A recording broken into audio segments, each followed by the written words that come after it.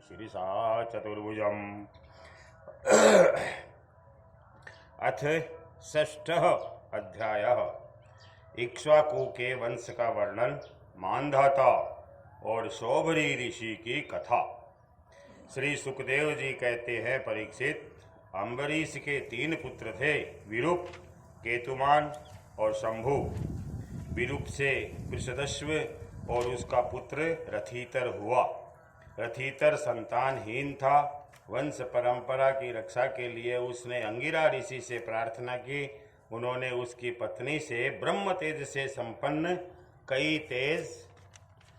तेजस्वी पुरुष उत्पन्न किए। यद्यपि ये सब रथीतर की भार्या से उत्पन्न हुए थे, इसलिए इनका गोत्र वही होना चाहिए था जो रथीतर का था, फिर भी वे आंगिरस ही कहलाए। ये ही रथीतर वंशियों के प्रवर, कुल में सर्वश्रेष्ठ पुरुष कहलाए, क्योंकि ये क्षत्रोपेत ब्राह्मण थे। क्षत्रिय और ब्राह्मण दोनों गोत्रों से इनका संबंध था।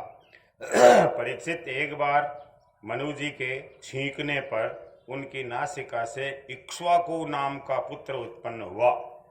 इक्ष्वाकु के 100 पुत्र थे। उनमें सबसे बड़े 3 थे, विकुक्षी, निमि और दंडक।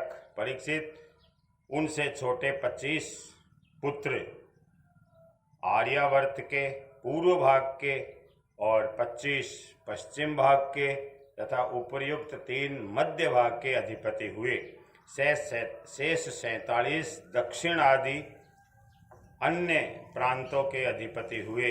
एक बार राजा इक्ष्वाकु ने अष्टका श्राद्ध के समय अपने बड़े पुत्रों को आज्ञा दी, विकुक्षे, शीघ्र ही जाकर श्राद्ध के योग्य पवित्र पशुओं का मांस लाओ।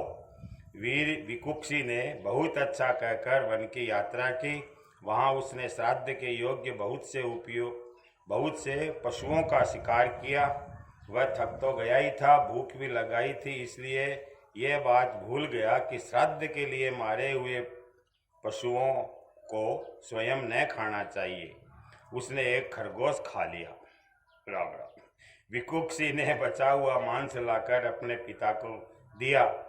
विकुक्षी ने अब अपने गुरु से उसे प्रेक्षण करने के लिए कहा। तब गुरुजी वशिष्ठ ने बताया कि यह मांस तो दूषित एवं श्राद्ध के अयोग्य है।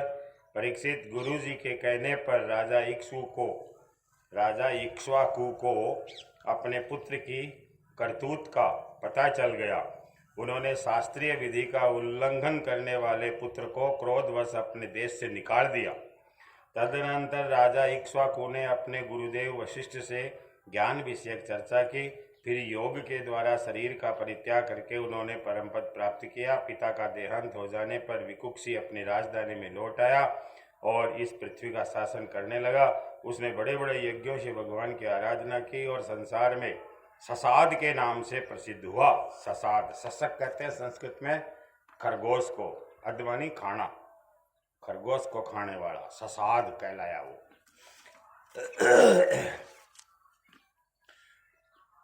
विकुक्षी के पुत्र का नाम था पुरंजय। उसी को कोई इंद्रवाह और कोई कुकुस्त कहते हैं। जिन कर्मों के कारण उनके ये नाम पड़े वो सुनो, क्यों पड़े वे तीनों नाम। सतयुग के अंत में देवताओं का दानवों के साथ घोर संग्राम हुआ। उसमें सब के सब देवता दैत्यों से हार गए। तब उन्होंने वीर पुरंजय को सहायता के लिए अपना मित्र बनाया। पुरंजय ने कहा